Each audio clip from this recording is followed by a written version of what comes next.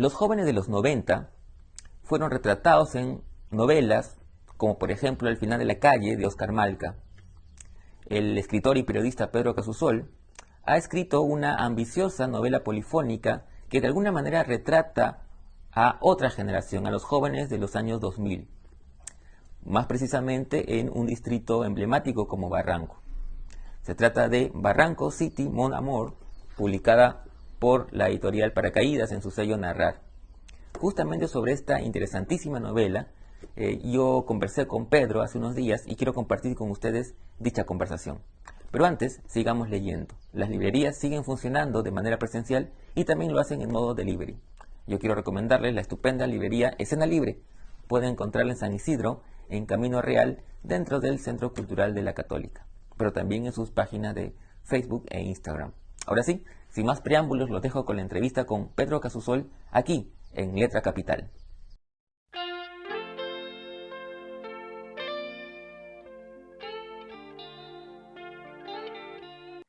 Hola, hola Pedro, gracias por tu tiempo y por permitirnos charlar sobre tu más reciente novela, Barranco City Mon Amour, publicada por Paracaídas en su sello Narrar, ¿no? Una muy bonita edición.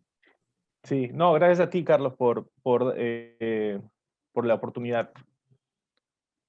Bueno, quiero empezar la charla por algo que a mí me da mucha curiosidad siempre, que tiene que ver con el origen de las novelas, ¿no? Es decir, Ujú. cómo quizás a partir de una idea que luego se desarrolla, o quizás una imagen tan poderosa que no queda dando vueltas por ahí y que sirve Ujú. como germen para una novela. ¿Cómo fue el caso de esta novela? ¿Cómo nace? ¿Te acuerdas? Ah, sí, claro, claro, sí. En principio, yo siempre quise escribir una novela, eh, como podría llamar como de largo aliento, ¿no? Una novela que digamos, fuera extensa y además ocupara como un amplio espectro en la vida de uno o más personajes, ¿no? En este caso, una vez alguien me dijo, oye, conozco una editorial y me están pidiendo un cuento que tenga que ver con anfetaminas. Y yo no lo voy a escribir, ¿tú te gustaría hacerlo? Y yo dije, ya, bacán. Entonces escribí como un relato muy rápido, ¿no? Influenciado evidentemente por mis lecturas en ese momento, ¿no? Yo, digamos, siempre he tenido cierta predilección por las ficciones eh, juveniles o algo así, ¿no? O en esa etapa de la formación de las personas, ¿no? Eh, y escribí una cosa en un par de semanas, ¿no? Un texto como de 14 páginas, creo, o algo así. Y me gustó cómo había quedado, pero evidentemente nunca se publicó en ningún sitio, ¿no? Más bien, eh, la persona que me lo había pedido me dijo que también le había gustado y me dio algunas observaciones, ¿no? Como que, oye, mira, este personaje está bacán, pero no sé quién es ni lo que hace, ¿no? Y yo dentro de mí pensaba, sí, pero este cuento, tal como lo he escrito, podría ser la semilla de algo. Y estoy hablando de hace más de 10 años, ¿no? Sí, o sea, fue hace un montón de tiempo, yo era joven. Y y inmediatamente se me ocurrió una historia también como que por ahí, que podía relacionarse, ¿no? O cosas así. Entonces, poco a poco fui escribiendo. Y siempre también he tenido como una debilidad por las historias, por las novelas fragmentarias, ¿no? Novelas con muchos personajes, ¿no? O que se entrecruzan, ¿no?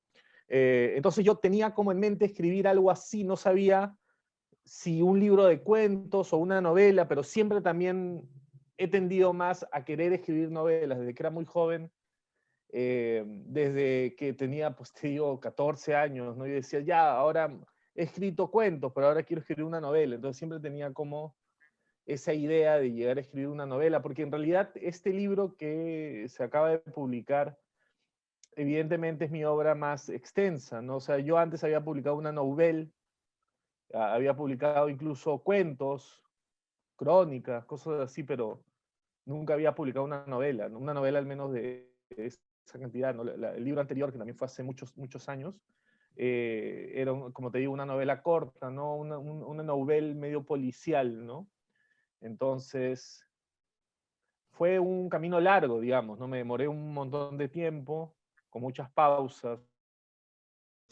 ¿Y de dónde, contestando a tu pregunta, de dónde parte? Yo creo que este libro termina siendo algo así como un registro, en clave ficción obviamente, de, de mi vida, digamos, ¿no? O sea, como que trato de recrear personajes y situaciones que de alguna manera para mí encierran como un recuerdo, ¿no? O sea, no estoy hablando de nada autobiográfico, ¿no? Y de hecho, el término autoficción no me gusta y no me siento cómodo con ese término. Para mí toda ficción es autobiográfica, así uno no quiera. Entonces, yo lo que he tratado es, digamos, de meter mis recuerdos como enlatados, ¿no? O sea, meterlos como en una botella, en una lata, y tirarlos al mar, ¿no? A que alguien lo recoja y lo lea y de repente incluso se siente identificado, ¿no? Claro. Eh, bueno, hablando un poco de la novela, como tú dices, es una novela más extensa de lo que has venido publicando, y también es una novela más ambiciosa, digamos, ¿no? Como tú dices, una novela fragmentada, con muchos personajes, ¿no? Y pensaba ahora que cuentas que, digamos, parte de una cuestión muy personal que tiene que ver con tus recuerdos, pensaba en una frase que creo que es de Tolstoy, ¿no?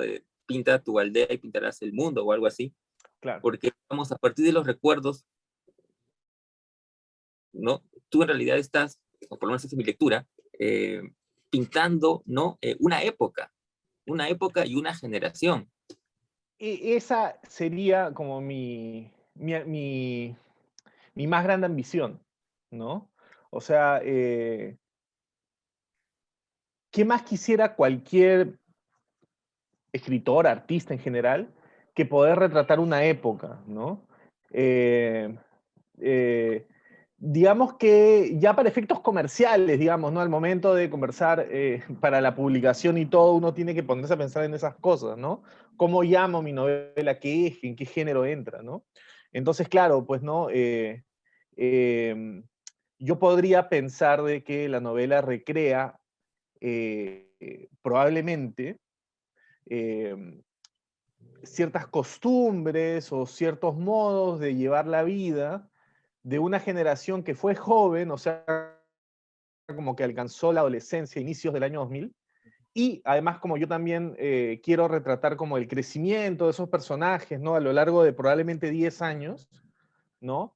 Y sí, por ahí me imagino, no, digamos, tampoco he hecho un cuadro de cálculo, ¿no? Pero digamos que los personajes llegan, terminan el colegio, ¿no? Empiezan la universidad, ¿no? Terminan la universidad, ¿no? Ya tienen que buscar trabajo, entonces hay como un lapso de 10, ¿no?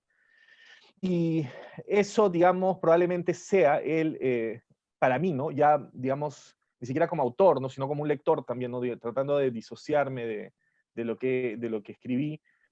Ese probablemente sería el verdadero tema central de la novela, ¿no? El paso del tiempo, ¿no? Eh, y sí, pues, ¿no? Como yo además siento como que mis recursos son realistas, ¿no? O sea, yo soy un escritor que eh, probablemente quisiera o me enmarcaría ya por defecto, por default, ¿no? En el realismo urbano, ¿no? Del que tanto se habla, ¿no? Del siglo XX, la narrativa peruana, el realismo urbano, ¿no? Ribeiro, Cromwell Jara, etcétera, etcétera, ¿no? Este, um, Tiendo a retratar también el ambiente, pues, ¿no? Y en este caso también traté de centrarme en un distrito que yo conozco desde que era muy niño, ¿no? En donde probablemente tengo recuerdos, en un distrito al que yo, como yo no soy barranquino, ¿no? Al que yo iba, o sea, yo acudía a Barranco, ¿no? Entonces, para mí significaba algo, ¿no? Entonces, de alguna manera, también como que me esforcé en retratar ese ambiente y otros también, ¿no? Porque en la novela también hay otros escenarios, no todo es Barranco, ¿no? Incluso salen otras ciudades como Arequipa, ¿no? Eh, Entonces, retrato, digamos, personajes desenvolviéndose en esos escenarios, y los escenarios son descritos de alguna manera, ¿no? Y hay como una relación personaje-escenario, ¿no?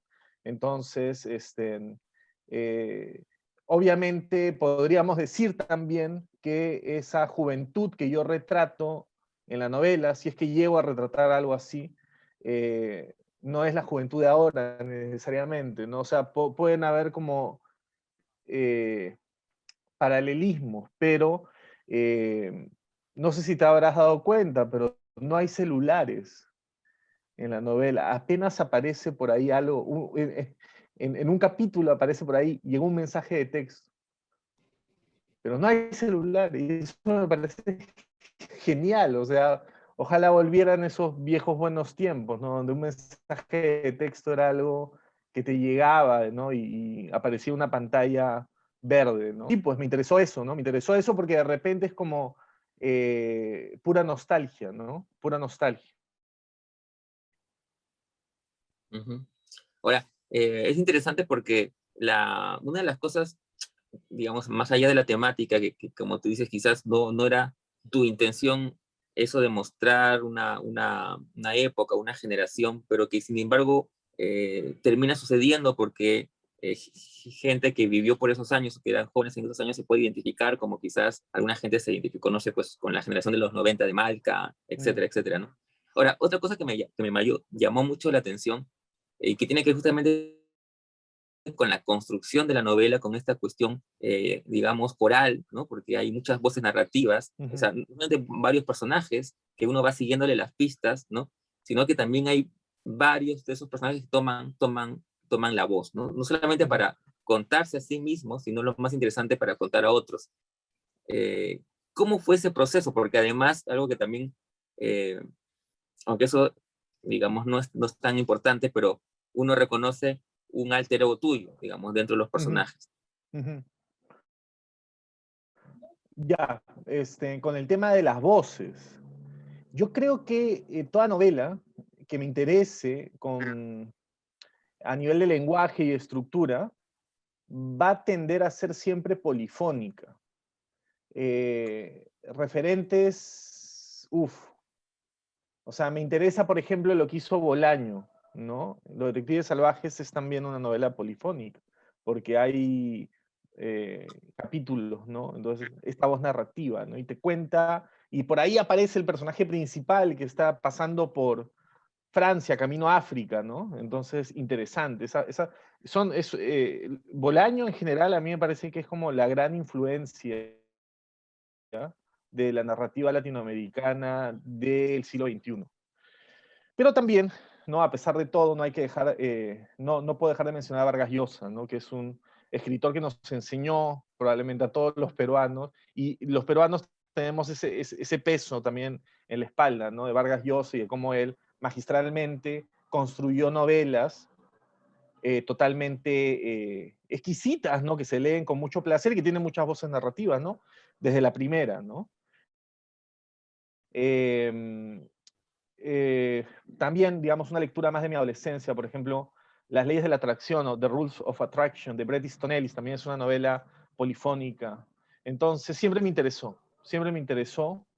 De repente, en este proyecto, en esta novela que ha sido publicada, mm, traté de experimentar, ¿no? O sea, era un afán experimental, ¿no? Quiero ver hasta dónde llega esta suerte de caja china, ¿no? Porque por momentos hay cajas chinas, ¿no? O sea, un personaje de pronto aparece como narrador, ¿no? Y empieza y alguien en esa historia empieza a narrar algo también, ¿no? Que no es algo que yo haga mucho en la novela tampoco, pero hay un momento en el que se trata de hacer.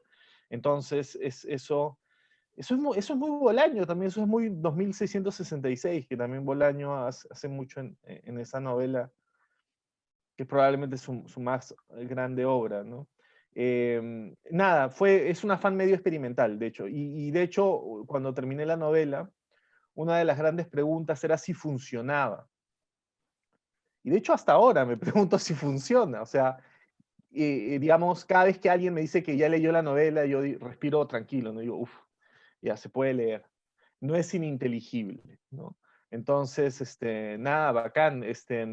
Era una, o sea, digamos que esta vez, en esta novela, quise tratar de usar la mayor cantidad de recursos y de estrategias narrativas, digamos, a lo Faulkner, ¿no? O sea, diálogos telescópicos, todas esas cosas que, digamos, contarlas así suena muy aburrido, pero puede ser divertido también, ¿no? Puede ser divertido intentarlo, tratar de ver qué tal sale, ¿no? Y obviamente siempre con, con la, digamos, eh, con la atingencia de que alguien te diga, oye, sí se entiende, ¿no? Porque obviamente uno tiene que saber si lo que intenta hacer funciona, ¿no? Y en eso sí tengo que agradecerle a un montón de gente que cada vez que yo escribo algo, lo envío, ¿no? Y digo, oye, ¿y qué tal? ¿Se entiende? ¿No se entiende? Y me dicen un montón de cosas, ¿no? Muchas veces también me han salvado de hacer ridículo, ¿no? Ujú. Ahora que mencionas esto, eh, claro, digamos, tu temor a que no se pueda entender, tiene, digamos, razón de ser por la dificultad que significa pues acometer un proyecto de esa naturaleza, ¿no? Lo que me lleva a preguntarte si sueles tú hacer eh, mapas previos, esquemas, ¿no? Mm.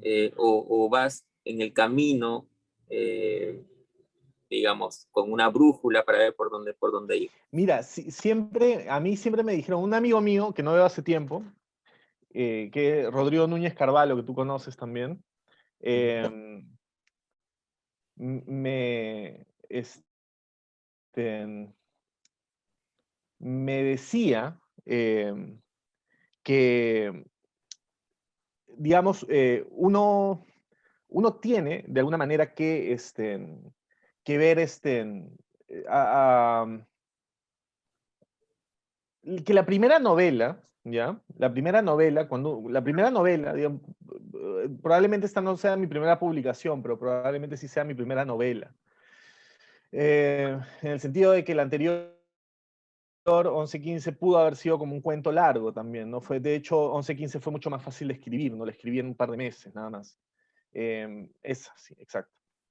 Eh, Me decía él, la primera novela siempre es la más difícil. Y yo decía, bueno, ya, pues no, igual, ¿no? Igual eso no me va a detener, ¿no? Pero bueno, fue realmente difícil. Fue realmente difícil porque me demoré en un montón de tiempo, obviamente, porque sería genial poder de repente tener una beca, ¿no? Y dedicarte exclusivamente a escribir y que la realidad no se interponga, ¿no? Pero no es la realidad, al menos no en el Perú, y creo que en muy pocos sitios puede ser una realidad así, ¿no? Em, pero él se refería sobre todo a que una novela es como una construcción, es como un edificio muy alto, ¿no? Entonces uno tiene que eh, construirla por partes, ¿no? Ver que una sostenga a la otra, ver que las cosas se encajen y finalmente que al final, cuando tú has terminado, no se derrumbe todo, ¿no? Porque una novela defectuosa es como un edificio que se cae. Eh, entonces, eh, ¿qué te puedo decir sobre eso? Yo la, yo al final creo, al final me puse a hacer planos. O sea, creo que en un principio, cuando empecé a escribir la novela, todo era más bien espontáneo. Como suelen ser pues eh, los proyectos creativos, ¿no? Se me ocurre una historia, entonces me siento, le escribo, veo a dónde me lleva también, ¿no? Eh, entonces, digamos, esta novela es escrito por partes también, ¿no? Y probablemente yo, cuando escribí una parte, pensaba que eventualmente iba a escribir otra, entonces se justificaba, ¿no? Pero al final, cuando tuve que agarrar todas las piezas sueltas y, digamos, hacer ya la estructura, eh, até cabos, ¿no? Entonces, hice unas cosas locas ahí para que todo encajara y y que el lector pudiera llegar al final, ¿no? Y que el lector pudiera llegar al final y que no fuera una estafa, digamos, ¿no? Porque una novela una novela que no se sostiene es como una estafa, ¿no? Entonces, sí, no, al final no voy a resolver tus dudas, ¿no? Eh, entonces, yo te diría que ha sido el último año de muchos, que yo, tengo una pizarra yo acá en mi cuarto, entonces en la pizarra la llené de papeles, hice así como el meme del tipo loco, ¿no? Que está ahí como atando cabos, ¿no? Incluso tengo un cuaderno ahí en donde yo escribí, bueno, ya esos son los capítulos que me faltan, ¿no? Voy a ver cómo le doy contenido a esos capítulos, ¿no? Para que todo encaje, ¿no? Y así, o sea, por eso también la lectura de la novela es un poco loca, ¿no? Porque, digamos, todo parece muy caótico, pero ese es el sentido de las novelas de este tipo, ¿no? Todo parece caótico, pero el lector tiene que dejarse llevar, ¿no? Porque eventualmente es un paseo por distintas historias, ¿no? O sea, probablemente tú has mencionado a un personaje que es como un alter ego, ¿no? La explicación de ese personaje, más de que yo sea como un narcisista, ególatra o algo así, es que yo necesitaba un protagonista. Y necesitaba en esta historia un protagonista que fuera un protagonista muy sincero, ¿no? O sea, como lo principal en cualquier obra literaria, creo yo, es la honestidad, ¿no? Entonces, esta tenía que ser una historia muy honesta. Entonces, creé un personaje eh, que fuera una especie de honestidad brutal, ¿no? Que fuera un protagonista que, digamos, llevar el peso, digamos, del protagonismo de una historia, que en realidad no es una sola historia, son muchas historias, ¿no? Pero al final la novela como que, digamos, llega a un punto en el que ya parece que digamos, se está robando la atención, ¿no? Entonces este personaje eh, de alguna manera tenía que ser tan honesto, ¿no? Y tenía que, al momento de escribir, digamos, ¿no? Yo tenía que ser honesto al escribir, ¿no? Entonces, eh, hice como una especie de conjuro, ¿no? Porque, digamos, los nombres, ¿no? El tema de los nombres. Es algo que a mí siempre me ha llamado la atención, ¿no? A ti te han llamado de una manera, entonces tú te identificas con ese nombre, entonces si lo pones en papel y empiezas a escribir con un personaje como que se llama así, todo lo que escribas va a tener una carga vital mayor, ¿no? Entonces, y es algo que tú que tienes 11 15 sabes que no es la primera vez que lo hago tampoco, ¿no? ¿Y por qué? Dirán algunos. ¿Por qué te utilizas a ti de esa manera? Y es porque, ¿qué es la literatura sino un juego de máscaras? ¿No? O sea, obviamente lo que estoy contando en estas ficciones es mentira, todo es mentira, ¿no? Pero como dice Vargas Llosa en ese célebre prólogo de La verdad de las mentiras, ¿no? Este, yo te voy a contar una mentira, pero que va a tener dentro de sí una verdad aún más grande, ¿no? Entonces, para mí en la literatura todo se trata también de escribir historias que contengan mucha honestidad, ¿no? Que signifiquen algo para ti, ¿no? ¿No? Si yo te cuento una historia, digamos, que para mí no significa nada, tú te vas a dar cuenta. Y yo cuando escribo ficción trato de contar cosas que realmente me importen. Por más de que sean mentiras, porque al final todo es ficción, ¿no? Claro, de hecho el personaje, que bueno, más o menos quienes te conocemos podríamos identificarlo. Lo Ujú. interesante es que, claro, hay ese juego de máscaras, como tú dices, cosas que evidentemente son totalmente ficción, entonces finalmente no llegas a ser tú, no es un personaje. Claro. Y al mismo tiempo es bacán porque su historia a veces está contada por otros ojos que lo Mm. miran, ¿no? Y no necesariamente con concesiones, ¿no? Eso me hacía pensar un poco creo que Coetzee tiene un libro donde también hay un personaje que tiene su nombre, pero quienes hablan de ese personaje son otros personajes, ¿no? Que Claro, son incisivos en el personaje, ¿no? claro. Sí. Me hace pensar también en un libro de Norman Mailer que se llama Los Ejércitos de la Noche, que es una gran crónica, y él habla de Norman Mailer. lo leí de adolescente, me daba mucha risa, ¿no? Como él, además que Los Ejércitos de la Noche es una crónica sobre la marcha al Pentágono, pues una protesta contra la guerra de Vietnam muy grande, que prácticamente él organizó, y él, claro, pues como se narra en tercera persona, todo parece como más mítico, ¿no? Él, se refiere a él, pero es el mismo. Bueno, esas fueron, digamos, ya devenires del nuevo periodismo norteamericano, ¿no? Lo de Norman Mailer, digo, ¿no? Un gran escritor, además. Pero sí, pues, ¿no? Lo que pasa es que la novela está contada, o sea, yo pienso que, como te dije hace un rato, ¿no? Toda buena novela, para mí, tiende a ser polifónica, porque las novelas que solo son narradas por un narrador omnisciente o por un narrador en primera persona tienden a ser mucho más planas, sin que eso esté mal tampoco. Pero yo no quería hacer una novela plana, yo quería hacer una novela que tuviera muchos relieves, ¿no? Entonces hay distintos narradores que incluso narran, o narran con determinadas lejanías, ¿no? Hay una narradora en la novela que evidentemente está narrando cosas del pasado, pero del pasado más lejano, ¿no? Esa historia que comienza, ¿no? 15 años atrás vomitaba, ¿no? Y es un narrador que desde el inicio te está empezando a contar algo que ocurría hace 15 años, ¿no? Y ese narrador, esa historia se queda básicamente ahí, en ese plano temporal. Obviamente al final como que avanza, ¿no? Pero sí, ¿no? Entonces son distintos tiempos, son distintos narradores. Um, y sí, pues hay un tema con un narrador que no tiene nombre, ¿no? Es un narrador que apenas lo llegamos a identificar con un apodo, ¿no? Entonces, eso me interesaba también, ¿no? Siempre, bueno, también esas son como fijaciones casi fetiches, diría, de autor, ¿no? La posibilidad de tener un narrador y que nunca sepa su nombre. O sea, hay un personaje importantísimo, pero no sabes cómo se llama, ¿no? Al final, bueno, le tuve que poner un apodo, ¿no? Porque si no iba a ser más confuso todavía, ¿no? Entonces ahí, pues, ¿no?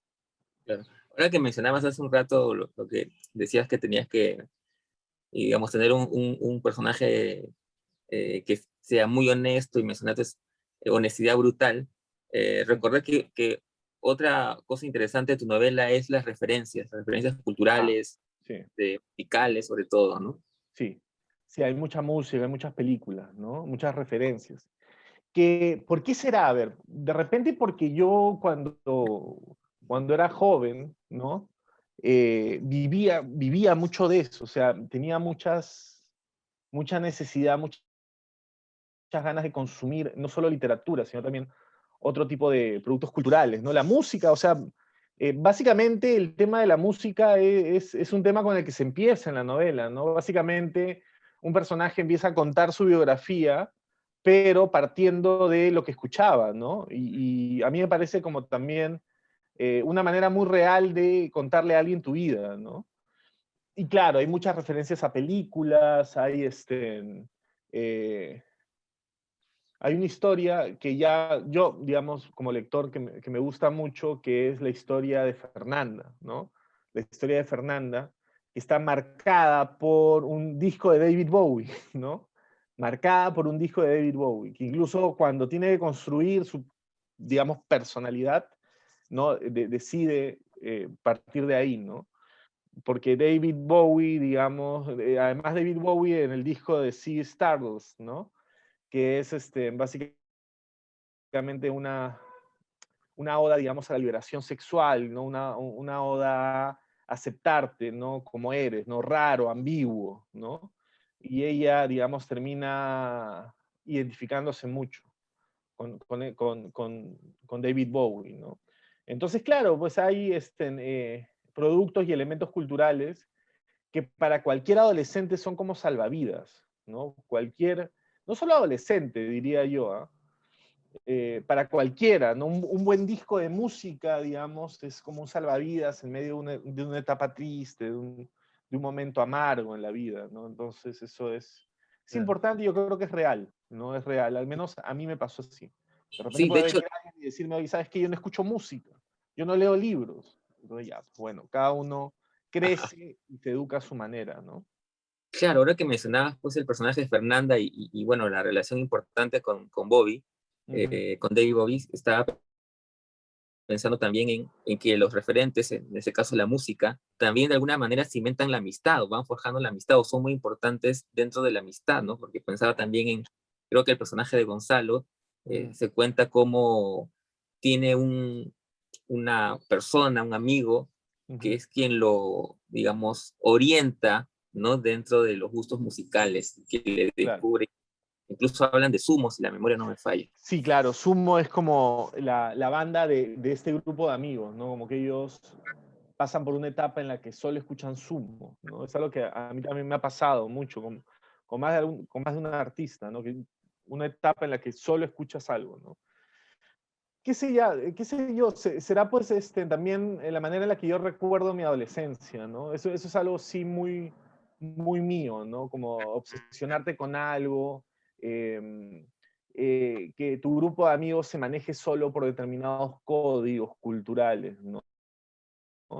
Como que nosotros solo hablamos de esta música y solo hablamos de estos autores, ¿no? Entonces, en la novela se muestra mucho eso, ¿no? Se muestra mucho em, esa cofradía, ¿no? Esos códigos de conducta, ¿no? Entonces, sí, es cierto, ¿no? Hay mucho eso, hay mucho eso. Y sí, pues, sí. Bueno, poco para terminar, la novela, bueno, está en librerías y si no Sí. me equivoco, está también en la feria de Lima Le. Sí, está en la Feria de Lima Le, que está muy buena. La Feria de Lima Le, no, hay que ir. Es casi, yo la otra vez fui y me sorprendió que es bastante grande, ¿no? Y yo creo que hacía falta, ¿no? O sea, felizmente ahora como los contagios no están altos, esperemos que siga así por un buen tiempo, para siempre. eh, hay que aprovechar para ir, ¿no? A la Feria Lima Lea, que está en el Parque de la Exposición, y mi novela la encuentran en el stand 39. Así que si quieren leerla, no dejen de ir.